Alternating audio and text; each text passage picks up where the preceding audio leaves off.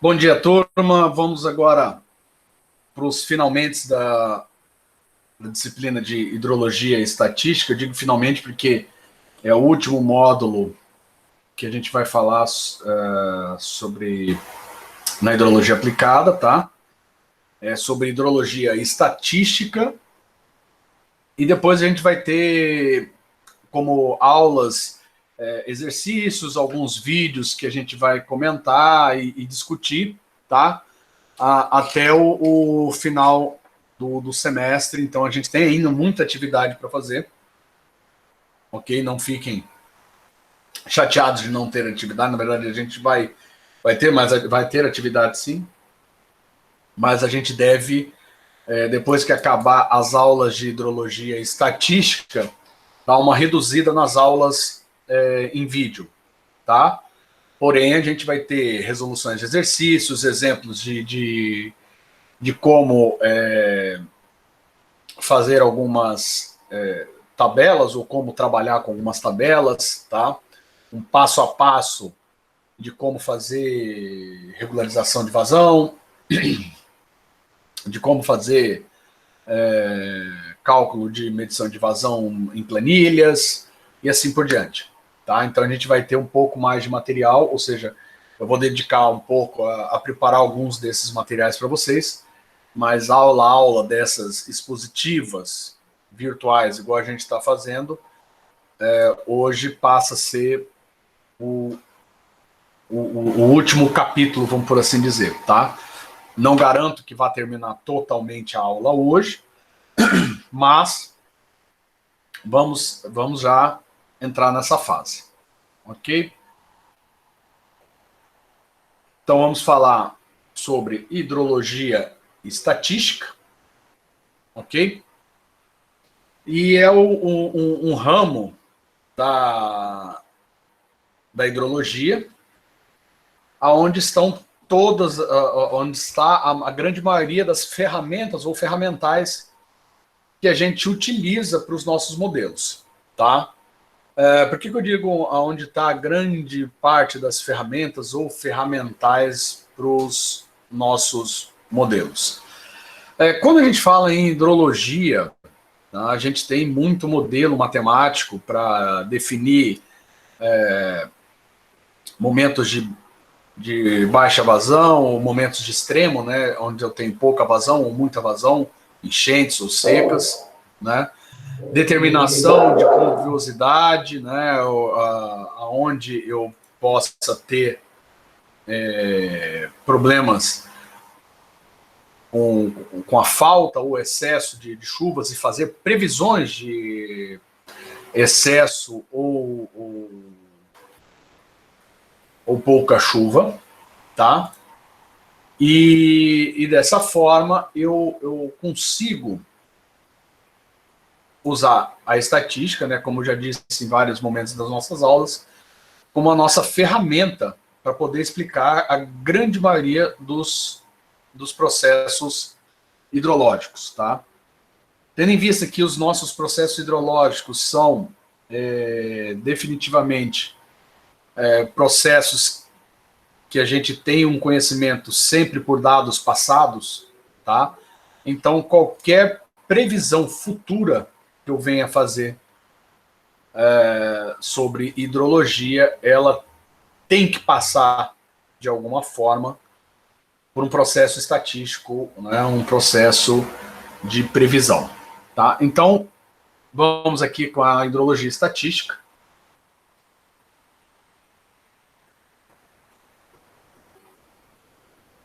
Tá?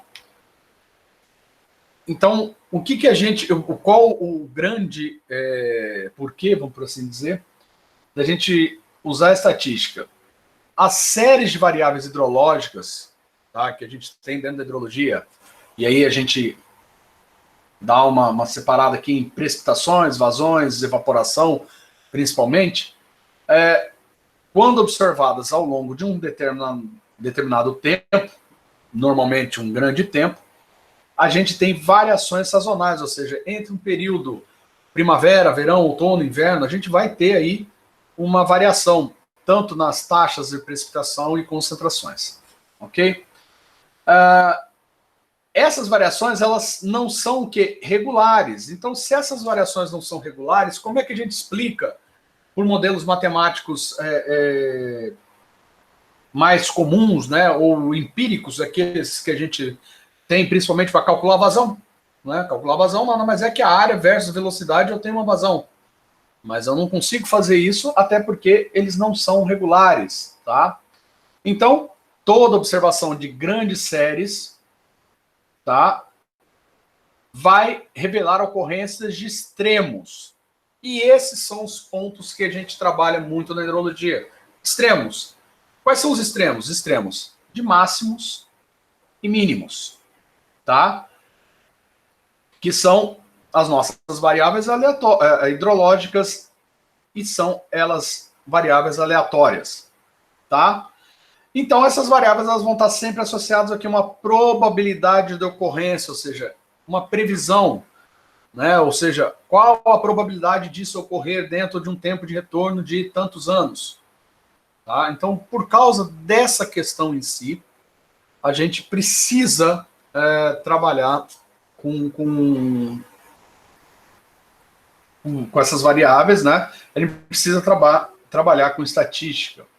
Tá?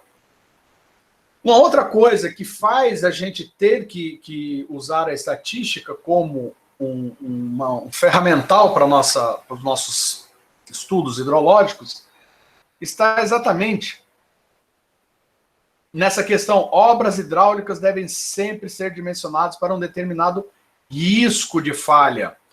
A gente não pode levar em consideração que a obra ou uma obra hidrológica ela seja livre de risco.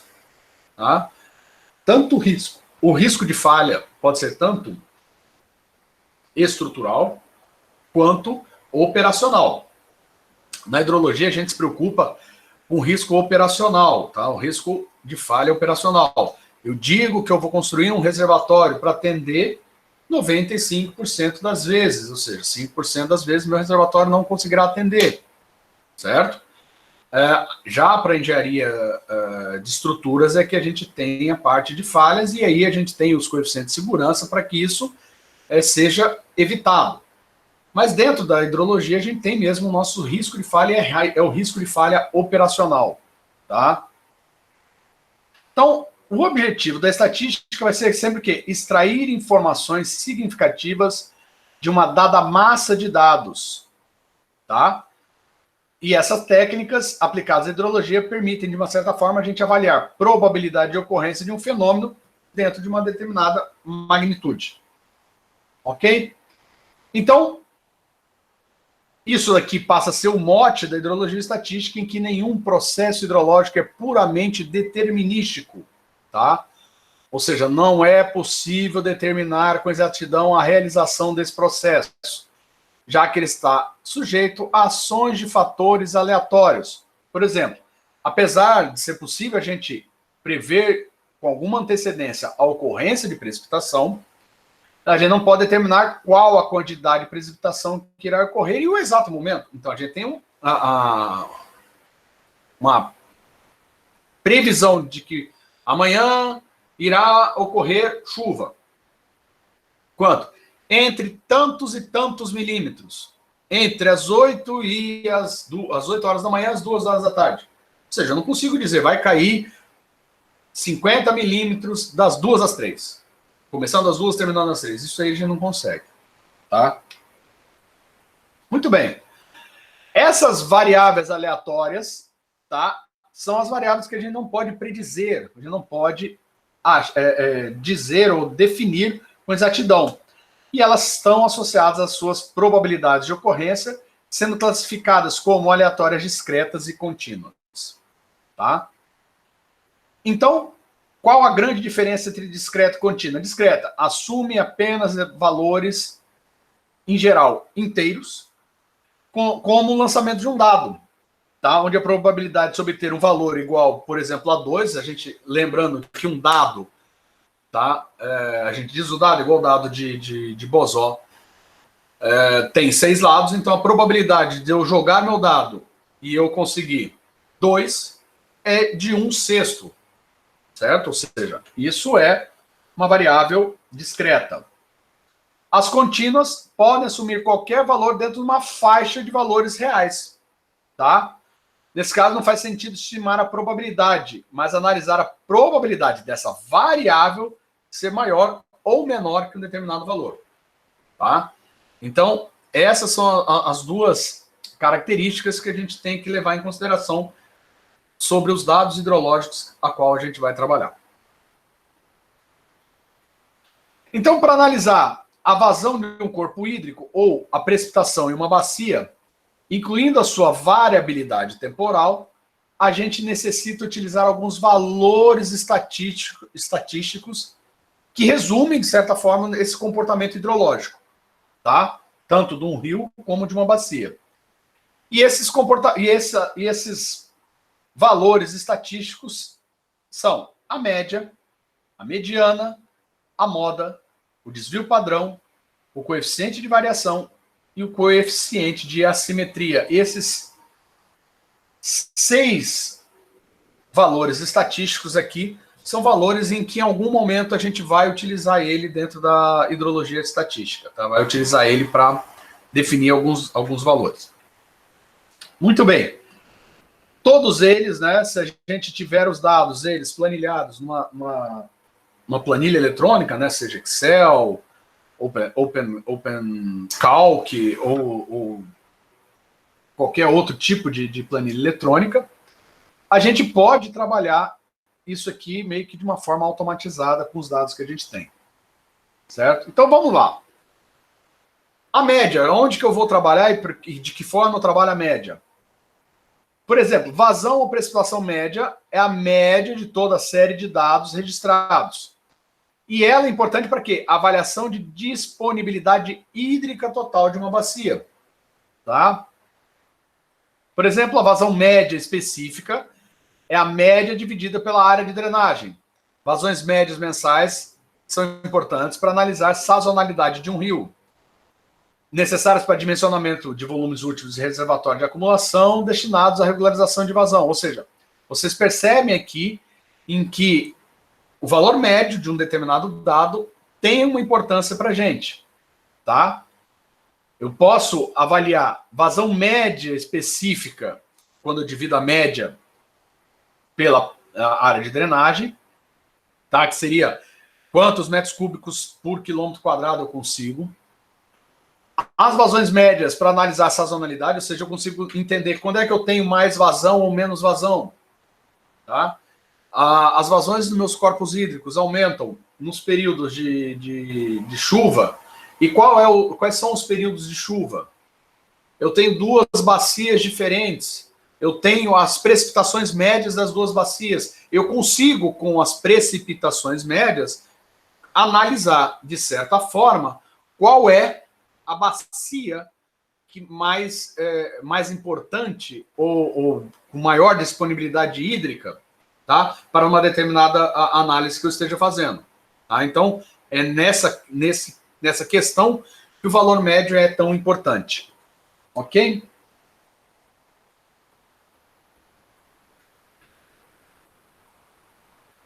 Uma outra questão é, se eu observar vazões médias, a gente observa também uma sazonalidade marcada, tá? Por exemplo, neste caso aqui, tá?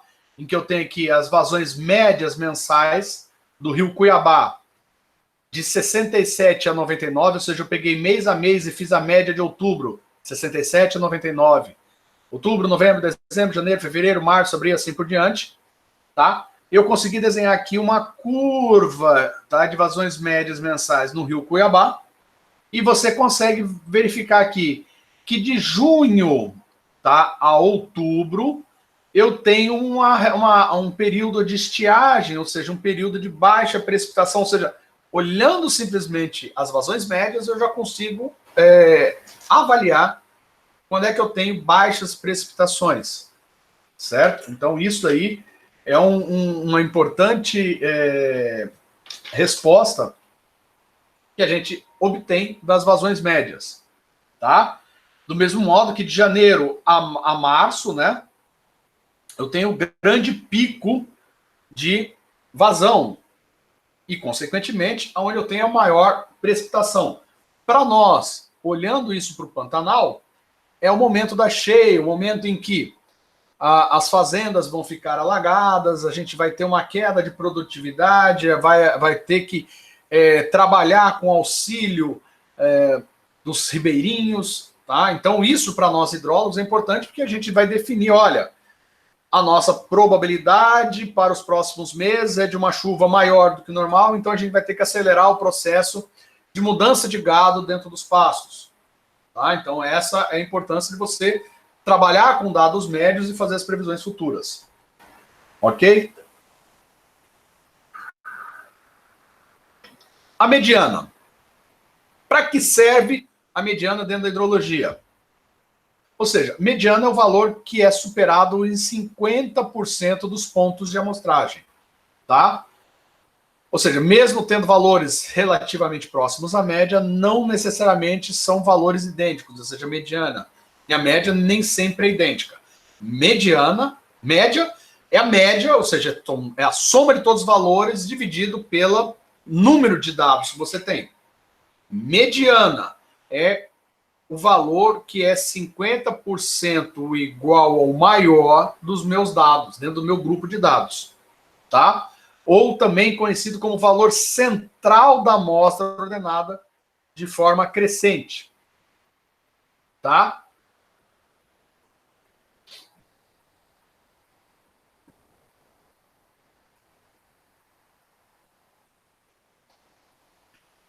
O problema, a diferença entre a mediana e a média, por exemplo, que a nossa média é aritmética, de uma certa forma, é quando a gente tem o quê? Pontos atípicos, ou seja, picos muito altos de vazão, ou, por exemplo, ou picos muito baixos de vazão.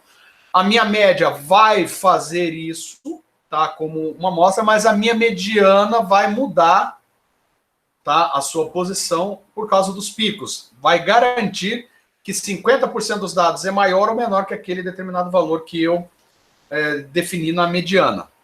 Tá?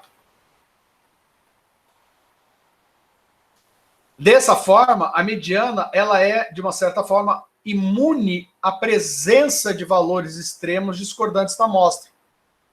Olha a importância da mediana. Torna-se medida de posição mais resistente que a média. Ou seja, casos com disparidade muito expressiva dos dados, geralmente para retornar uma tendência central das distribuições numéricas distorcidas. Tá? Geralmente os dados comparados são uniformes, então você pode usar a média com segurança. Se os seus dados não forem uniformes, considera-se usar a mediana. Ou seja, se você, dentro dos seus dados, você percebe que você tem pontos muito altos ou pontos muito baixos de uma determinada variável, ou seja, valores muito altos ou muito baixos, disparidade muito grande, recomenda-se a gente trabalhar com a mediana e não a média. Tá? Então essa é a grande vantagem da mediana em relação à média. Representaria, de certa forma, para aqueles dados, o que a gente estava procurando para a média, porém, ignorando os nossos dados extremos, tá? Ou os valores extremos. Então, a mediana pode definir-se por duas expressões. Se minha amostra tem um número ímpar de dados, a minha mediana, tá, é n-1 sobre 2 mais 1. Tá? Se a amostra tem um número par de dados, então eu tenho um valor P mais o valor X mais o valor X mais 1. Ou seja, o valor X aqui é a nossa média, ou seja, eu tenho 4 aqui, eu tenho mais 4 aqui, então eu tenho a posição 4 e a posição 5, dividido por 2, tá? Ou valor de N sobre 2. Então essa vai ser a minha mediana. No Excel, a gente utiliza a função MED, tá? Para retornar dos nossos dados a mediana. Não importa se é amostra par ou ímpar, o Excel ele entende, pelo número de amostras que a gente tem, separa o ímpar e calcula a mediana como deve ser. Tá? Isso aqui são as funções aritméticas para o cálculo da mediana. Não sei se eu mostrei para vocês, provavelmente não. Está aqui, ó. No Excel, a média, a gente usa a função média, simplesmente igual média, tá? E na mediana é igual med, abre parênteses, marca-se todos os dados, tá?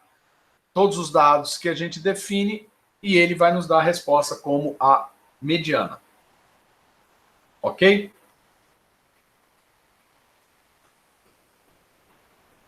A moda de uma amostra, tá, define-se como o valor mais frequente da minha amostra. Tá? É a medida de localização menos usada em hidrologia. Tá? Por quê? Amostras de dados hidrológicos, precipitações, vazões, é pouco provável que a gente tenha valores exatamente iguais. Tá? Mas, em alguns casos, ainda pode-se usar a moda. Tá? Essa é a equação matemática para moda, tá? Em que a média menos 3 vezes a média menos m, que é o número de funções, e no Excel a gente usa a função modo, ok? Outros dados que a gente trabalha muito dentro da hidrologia estatística, que é a medida de dispersão de valores de uma amostra em torno da média, é o que a gente chama de desvio padrão. Tá? Lembra lá em curva-chave, em que vocês tinham a curva-chave, ou seja, a curva dos seus dados, ou seja, aquela linha de tendência que representa a sua curva-chave, daquela equação que vocês determinaram, mas eu tenho uma curva quase que paralela, né, à curva-chave, 5% a mais, 5% a menos, que é o que a gente chama de quê? Desvio padrão de 5 a mais e 5 a menos, tá? De 5% a mais, 5% a menos daquilo, ou seja, para que você tenha uma faixa de representatividade de dados para a sua curva-chave. Ou seja, quando eu for avaliar qual a vazão de um determinado rio, eu não tenho assim, se o meu nível é X, minha vazão é Y. Não, na verdade, uma curva-chave tem que me dar a resposta se meu nível é X, a minha vazão é Y, mais um desvio padrão de 5% acima ou 5% abaixo. Tá? Ou seja, eu tenho uma gama aí de possíveis vazões. Este é o correto. A gente trabalha com valor fixo para os nossos dados, mas caso a gente faça uma previsão, a previsão é em cima do fixo, mas a validação da nossa curva é em cima dessa faixa, ou seja, se posteriormente eu olhar pela curva-chave e eu encontrar uma vazão dentro desse 5% a mais, 5% a menos, a minha curva-chave está muito bem feita. Tá? Se estiver fora, é que eu já tenho que fazer uma avaliação se realmente a minha curva-chave tem ou não tem uma boa representatividade. Tá? O quadrado do meu desvio padrão é a nossa variância, que a gente já viu isso lá em curva-chave, para aquele modelinho, né? Em que eu avalio se aquela hipótese do observado e do calculado podem ser aceitas. Ou seja, o meu observado, a variância do meu observado tem que ser menor ou igual ao calculado para eu aceitar que aquela minha curva-chave está bem feita. Tá? Ou está uma boa representatividade. Tá? Então, o desvio padrão ao quadrado, tá, é o que a gente chama de variância. E aí no Excel, variância é a função var, e o desvio padrão é o desvipada, tá? É o desvio padrão utilizado no Excel. Tá? O desvio padrão mostra o comportamento do conjunto de desvios em relação à média, tá? E se a minha dispersão é grande, o desvio dos dados em relação também são grandes. E aí o desvio passa a ser maior. E o contrário também é verificado. Ou seja, o desvio padrão, em cima, vamos supor, para que vai me servir o desvio padrão dentro da hidrologia? Eu tenho meus dados, eu fiz o meu cálculo, né, fiz uma previsão de dados, e eu começo a avaliar a dispersão, ou seja, qual é a distância da minha nuvem de informações calculadas com relação à minha média. Se essa distância tende a crescer cada vez mais, tá? Ou seja, as minhas curvas estão cada vez mais se distanciando da média, eu começo a perceber uma falha na minha previsão. Tá? E, ao mesmo tempo, se eu tenho desvios cada vez menores, eu mostro que eu estou chegando cada vez mais num R quadrado, ou seja, numa correlação muito boa. Então, essa é uma grande ferramenta para avaliar aquilo que a gente está produzindo de dados. Tá? Não é simplesmente fazer um cálculo, produzir uma tabela e está tudo bem, está tudo certo, essa é a verdade, PT Saudações. Não, a gente tem que avaliar isso. Tá? E essas são as ferramentas de avaliação.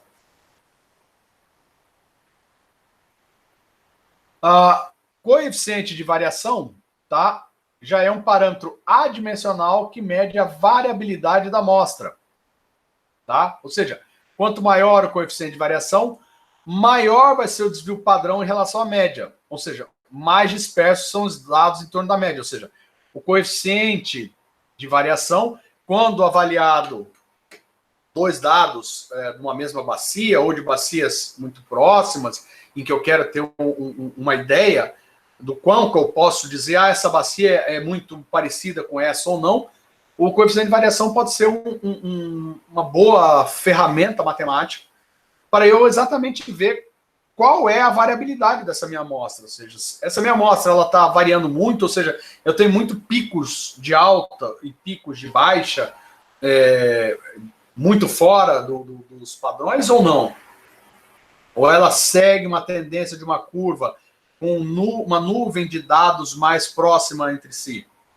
Tá? Então, o coeficiente de variação também é uma ferramenta que a gente pode utilizar com essa finalidade.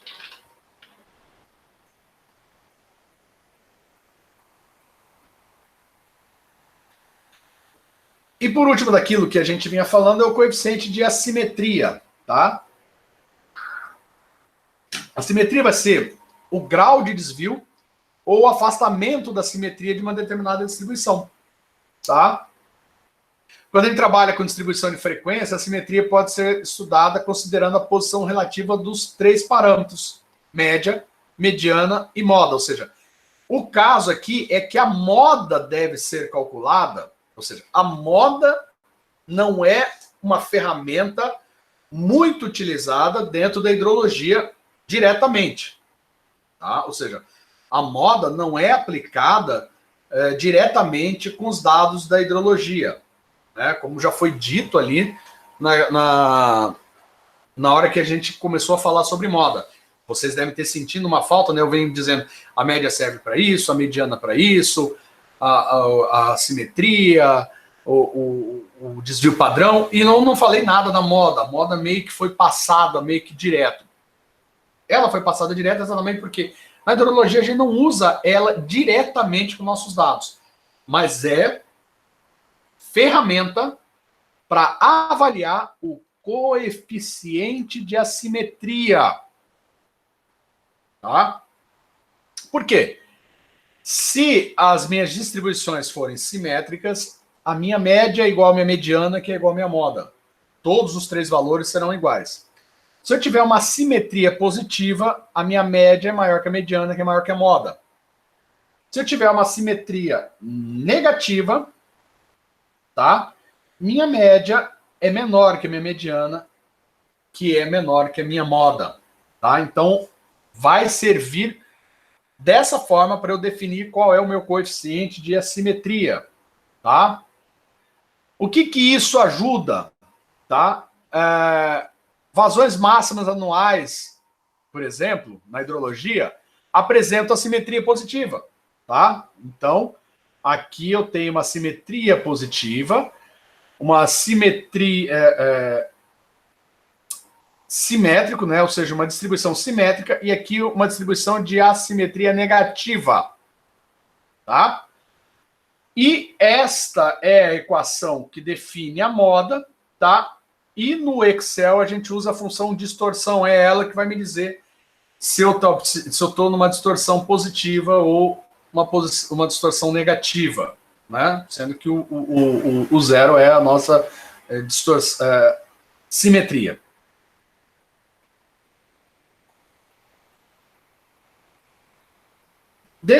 Vamos agora ver se eu pego aqui uma tabelinha.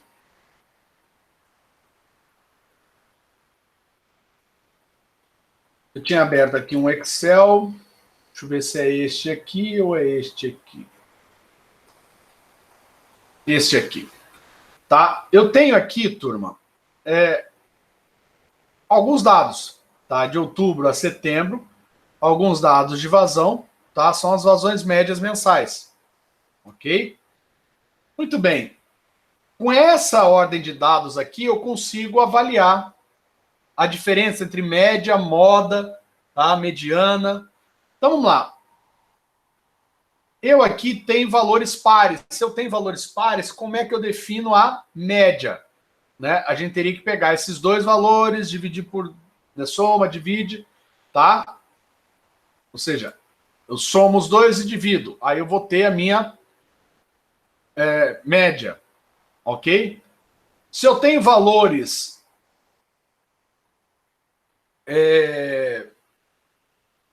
ímpares, a minha média vai estar aqui no meio, tá? E quem é a minha média? Disso daqui é a soma de todo mundo dividindo pelo número de ordem. Se eu fizer aqui a soma de todo mundo, dá aqui, se vocês olharem aqui, 5.430, tá? Então vamos lá.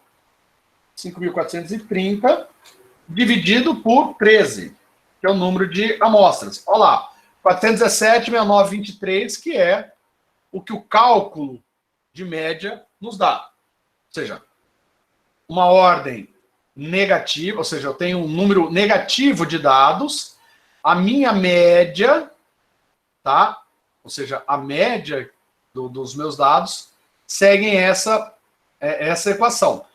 A minha... Deixa eu achar aqui onde está a moda. Em algum lugar eu anotei a moda. Aqui. A minha moda, ok? Que é o MED, né? Aquela equação média, é 270. Vocês percebem que há uma diferença muito grande. Se eu pegar e fazer a média desse grupo de dados aqui, vamos lá.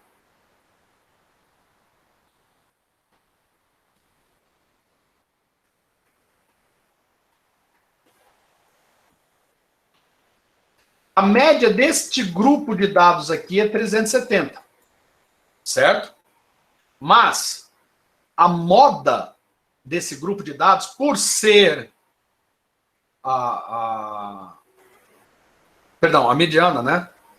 Desse grupo de dados, por ser dados, uma ordem positiva, par, né? Valores pares de ordem, eu somo esses dois e divido por 2. Então, a minha mediana é 265 e a minha média é 370. Vocês percebem o quê? Um grande afastamento entre os valores. Ok? Se eu pegar aqui, eu também tenho aqui variações muito grandes de vazões, mas a minha mediana é a metade do valor, ou seja, N dividido por N mais 1 dividido por 2. Tá? Perdão. N menos 1 dividido por 2 mais 1. Tá? Que aí seria 12, daria 6 mais 1, 7. Tá aqui, 270. Se eu calcular, tá aqui, ó, a equação mediana deu 270 e a minha média 417. E aqui são as outras contas. Esse é o desvio padrão dos meus dados, ou seja, desses dados, deixa eu aumentar um pouco para vocês. Tá? Então aqui o desvio padrão dos dados foi de 303 metros cúbicos por segundo. Aqui eu tenho que é, perdão, esse é o desvio padrão, isso aqui é outra forma de calcular.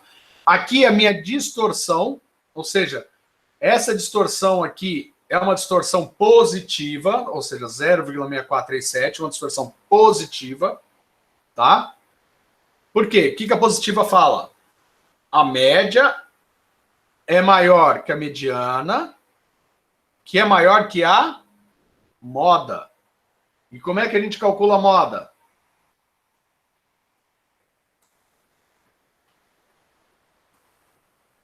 Distorção. Perdão. Modo. Tá? Então, vamos lá.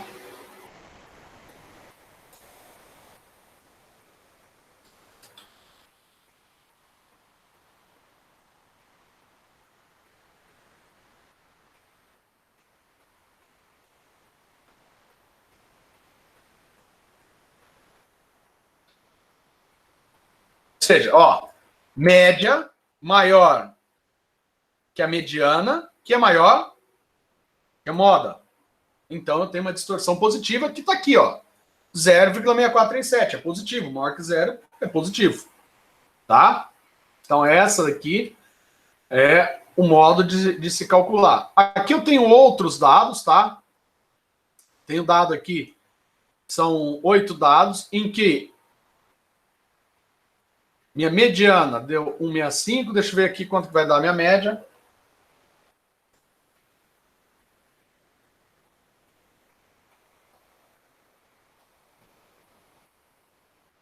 R$ 103,75, muito mais próximo. Tá? Tá? Isso aqui é só para vocês terem uma ideia. Como que a gente trabalha com os dados estatísticos. Tá? E aqui, para a gente ter um coeficiente de assimetria, olha lá, média, desvio padrão, deixa eu ver onde que eu calculei aqui, não calculei a mediana, então vamos calcular a mediana.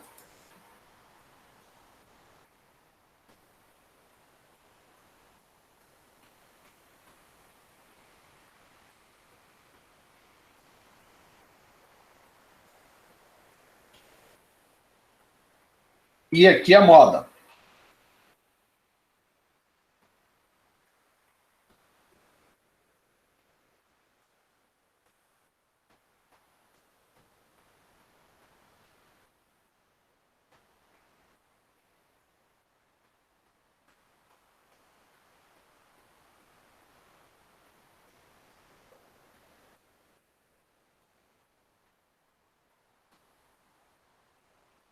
Ah.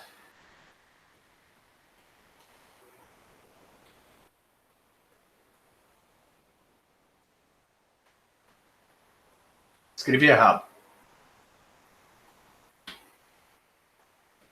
Ele não consegue calcular o modo desse. Deixa eu ver se eu estou com algum erro aqui.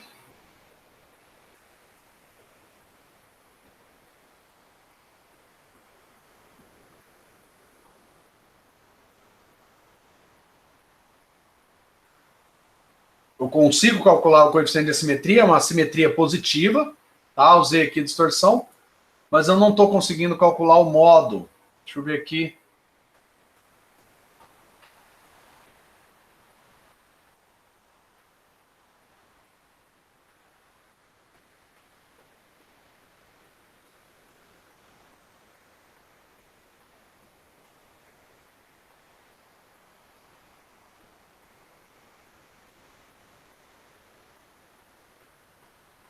Às vezes a gente tem que verificar a planilha, aqui ele não está conseguindo calcular, tá?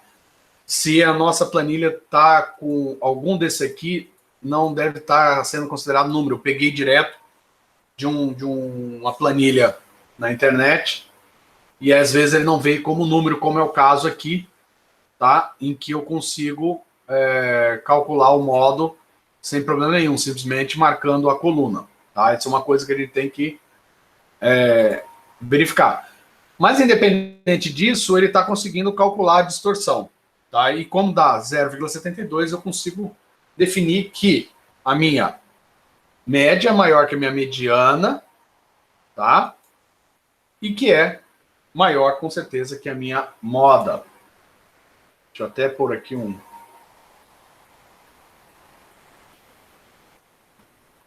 Não está conseguindo calcular mesmo. Depois eu tenho que ver qual é a equação que está faltando. Tá? Os dados que estão faltando. Voltando lá para os nossos dados...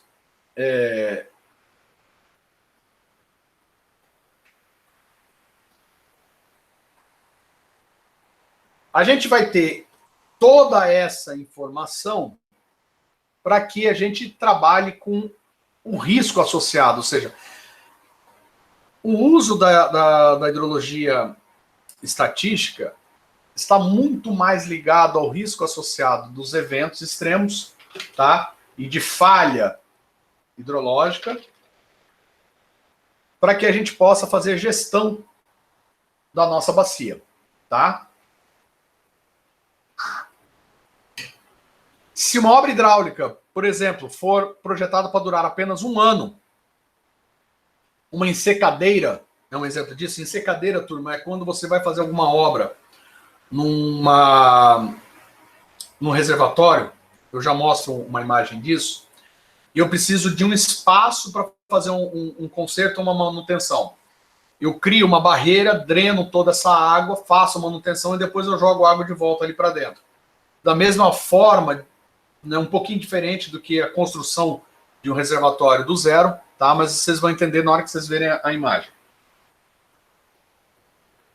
Então, para esse caso aqui, o risco associado, que ela seja ultrapassada, é sempre para uma cheia, para uma probabilidade igual a essa. Ou seja, quando eu tiver um projeto de uma ensecadeira, eu vou ter que trabalhar com a probabilidade num tempo de retorno exatamente do tempo que essa obra vai durar, tá? Para que eu garanta que eu tenha nível suficiente e não coloque em risco a vida dos meus operários, tá? Agora, obras que devem durar vários anos expõem-se todo ano a um risco de probabilidade de ocorrência de vazão de projeto. Então, o risco da obra falhar uma ou mais vezes ao longo da vida útil, pode ser deduzido dos conceitos fundamentais da probabilidade, tá? Que é igual ao quê? Isso aqui, turma, só para vocês terem uma ideia, tá? O que é a ensecadeira?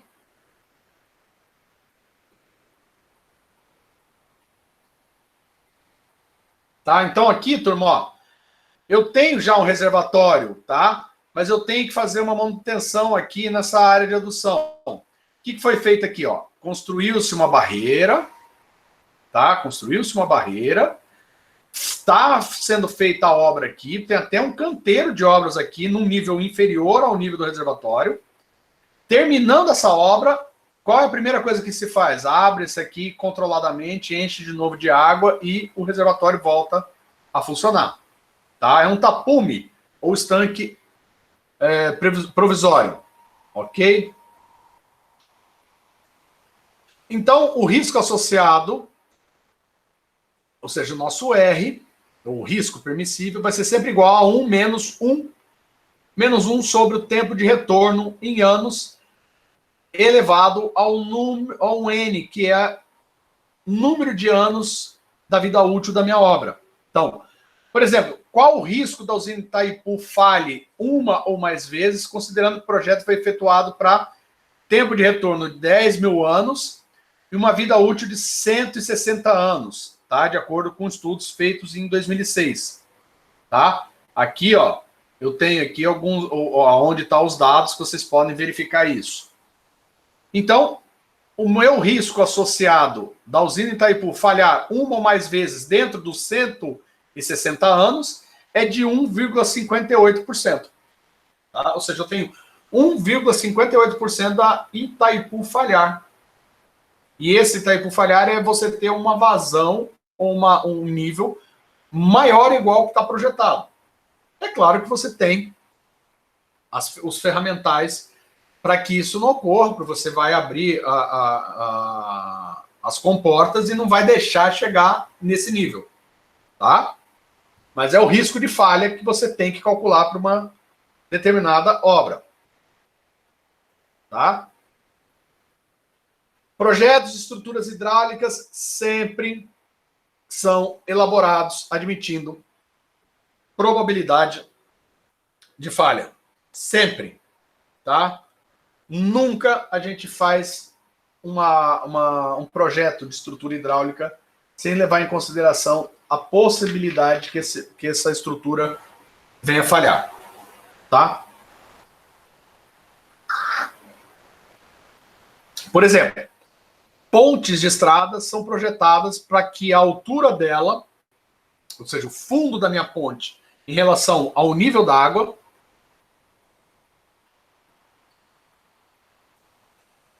a minha probabilidade de que o nível da água toque o fundo da minha ponte num ano qualquer não pode ser maior que 1%, é o nosso risco, tá? Ou seja, se minha obra, minha ponte foi utilizada, vai ser utilizada por 100 anos, pelo menos um desses anos vai ocorrer que a água do rio vai tocar a minha ponte. Tá? Seria mais ou menos isso. Mas por que a gente ainda leva em consideração esses riscos de falha? Se eu colocasse um risco de falha 0, tá?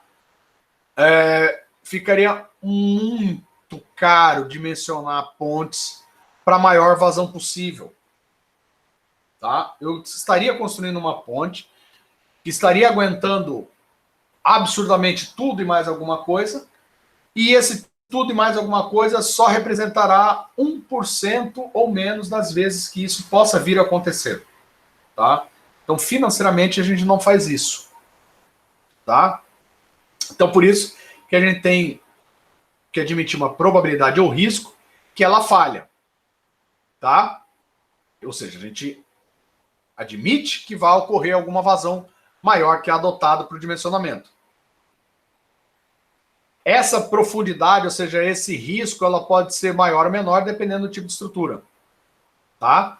A probabilidade admitida para falha numa estrutura hidráulica é menor se a falha dessa estrutura provocar grandes prejuízos econômicos ou mortes de pessoas. Ou seja, se a falha numa ponte só vai me trazer um risco econômico e, porventura, eu tenha um controle de tráfego sobre essa ponte, em casos da água esteja começando a chegar perto do nível, eu possa interromper a passagem dela, ou seja, eu só vou ter perdas financeiras, eu posso trabalhar com risco de 1, 2, 3%.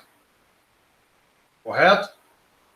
Agora, se eu tenho uma usina, né, um grande reservatório, em que o rompimento dele possa vir a matar muitas pessoas, eu tenho que, jogar esse risco lá embaixo, tá? Jogar um risco aí bem lá embaixo. No caso ali de Itaipu 1,58, está dentro de um risco até razoável para o tamanho da obra em si. Tá? Então, obras de drenagem, a gente atinge alguns tempos de retorno de acordo com regiões e os prejuízos esperados em caso de inundação, tá? Por exemplo, isso aqui é o que a Secretaria Municipal de Desenvolvimento Urbano, em 2012, da cidade de São Paulo, definiu no seu manual de drenagem e manejo de águas pluviais. Tá? Por exemplo, quando eu for calcular ou dimensionar obras de microdrenagem, eu tenho que trabalhar sempre com tempos de retorno entre 2 e 10 anos. Quando eu vou trabalhar com macrodrenagem, tempos de retorno de 25 a 50 anos. Obras de drenagem em regiões onde se prevê prejuízos de grande magnitude, como corredores de tráfego, ou seja, onde tem ali me fugiu agora o nome das marginais, né? Das marginais do Pinheiro, das marginais do Tietê, em São Paulo, eu trabalho com tempo de retorno de 100 anos. Há aqui algumas ressalvas a serem feitas a São Paulo, tá? Isso daqui são as definições lá em 2012. Aquilo já existe há muito mais tempo. E a gente sabe que não é só não só os problemas de precipitação, a gente houve um aumento da pluviosidade, aumento da quantidade de água, uma diminuição significativa da absorção dessa água ali na região de São Paulo. Então a gente até entende que isso ocorre. Ah, mas todo ano acontece. O TR lá, se você aplicar hoje o TR de 100 anos naquela região, os dimensionamentos vão ser bem mais robustos do que os que lá estão. E por último, obras de drenagem em regiões de interesse estratégico, tá? Como hospitais, bombeiros, centro de controle, emergência, eu vou trabalhar com TR de 500 anos. Ou seja, à medida que eu tenho a possibilidade de uma perda muito grande, tá? Eu tenho que assumir riscos cada vez menores, ok? Então, se a gente pegar aquela nossa equação, tá? Então, vamos fazer aí uma ideia.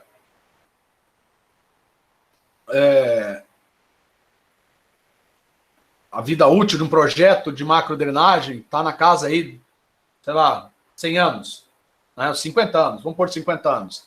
Então, vamos fazer vários R's, tá? Para aquele caso específico lá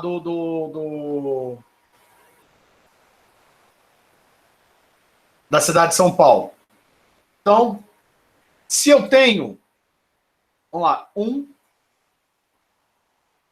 aqui, 1 menos o tempo de retorno. Quais são os tempos de retorno que a gente tem lá?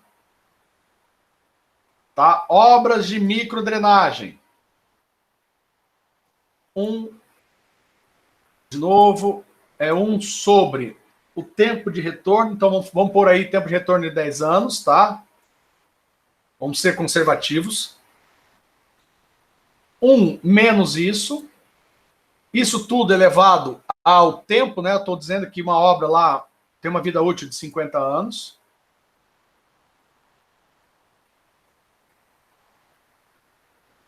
Vezes menos, perdão. Aí esse 1 menos esse valor aqui, 0,99, ou seja, olha o risco, tá? Que eu vou estar trabalhando. Ou seja, meu risco é de 99% dele falhar. Vocês entenderam, né? Ou seja, microdrenagem eu vou ter um risco de 99%. Vamos agora analisar a macro. Vamos por 50 anos, então 1 dividido por 50, 1 menos isso, elevado a 50, 1 menos isso. Pronto. Na macro, já passo a 63% de risco. Regiões onde se prevê prejuízo. Eu estou sempre trabalhando aí que a minha obra tem aí 50% de 50 anos de tempo de vida útil, tá?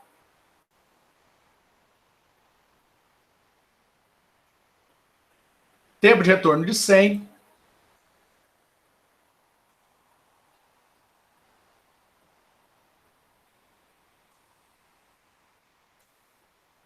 Tudo isso elevado a 50. Pronto. Obras onde eu posso ter problemas com tráfego, já estou assumindo um risco de 39%. Tá? E no caso ali das regiões de controle estratégico, como hospital, bombeiro, centros de controle,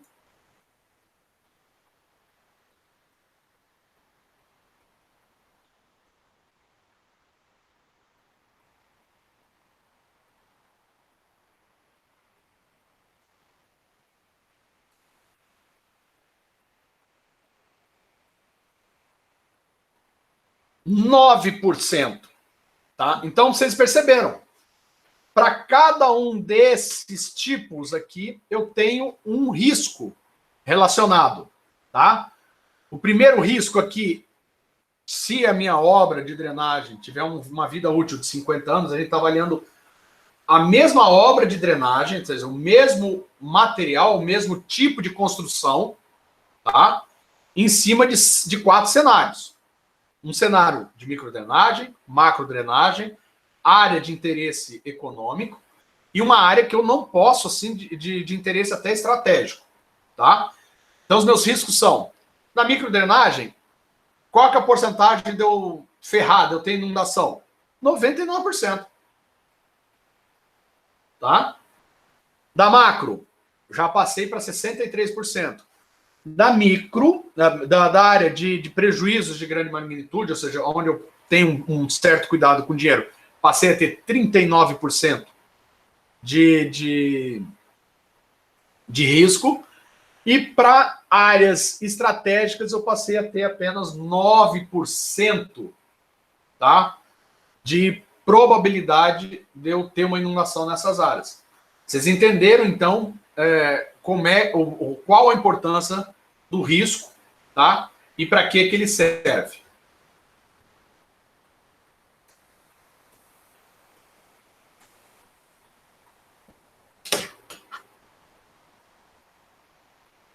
Aqui eu tenho alguns riscos associados a eventos hidrológicos extremos, tá?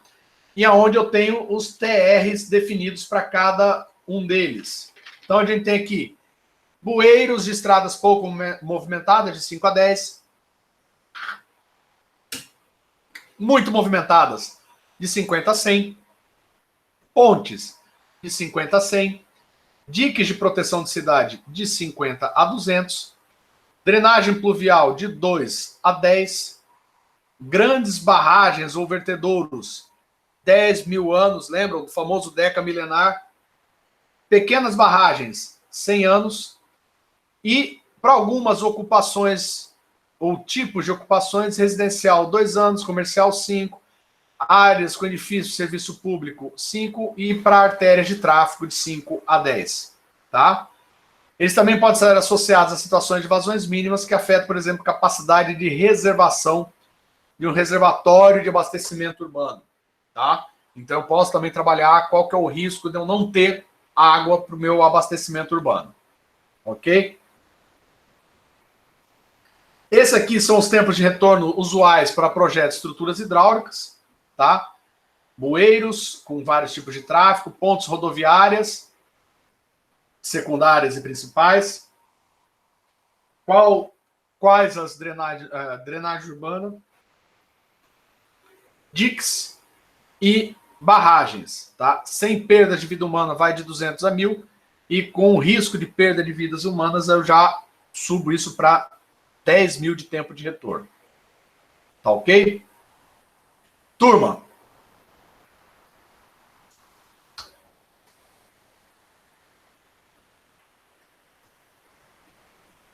deixa eu ver se eu tenho mais alguma coisa aqui. Ou se isso já está lá no meu... Esse aqui já ainda vamos falar de vazões máximas e mínimas. Tá? Turma, eu vou dar uma parada por aqui, tá? Sobre a nossa aula. Anotem aí que agora a gente vai entrar em eventos extremos. Eu ainda vou preparar essa semana para vocês. Eu vou apresentar 2 vídeos, né? Vou dar o link para vocês visualizarem 2 vídeos. E depois são vídeos em inglês, tá? Vocês podem assistir pelo YouTube. E lá no YouTube vocês podem colocar a legenda. Se não me engano, você pode também usar o próprio YouTube para... Às vezes ele faz a tradução de legenda para português, tá? Não necessariamente isso pode ocorrer, não, mas é uma forma. Em onde eu falo, são 2 videozinhos que falam sobre vazões ecológicas, tá? E aí, na próxima aula, a gente vai discutir, eu quero discutir com vocês vazões ecológicas, baseando nesses vídeos que vocês vão ver, tá? Que eu vou postar lá no Classroom, para vocês darem uma olhada, ok? E, de certa forma, a gente depois dá uma revisada, uma nova olhada. Eu vou preparar ainda uma aula, na verdade, uma videoaula, de como eu trabalho uma uma planilha do começo ao fim para fazer as curvas de permanência, calcular Q710, fazer uma regularização de vazão, tá? E aí, com esses dados em mãos, a gente discute bonitinho na próxima aula a questão das vazões ecológicas, ok? Turma, muito obrigado, tá? Pela presença de vocês hoje na aula. E eu vou fazendo com vocês essa postagem de material e a gente vai discutindo agora com mais. Eu quero mais interação de vocês daqui até o final do curso, ok? Até logo, alguma dúvida, turma?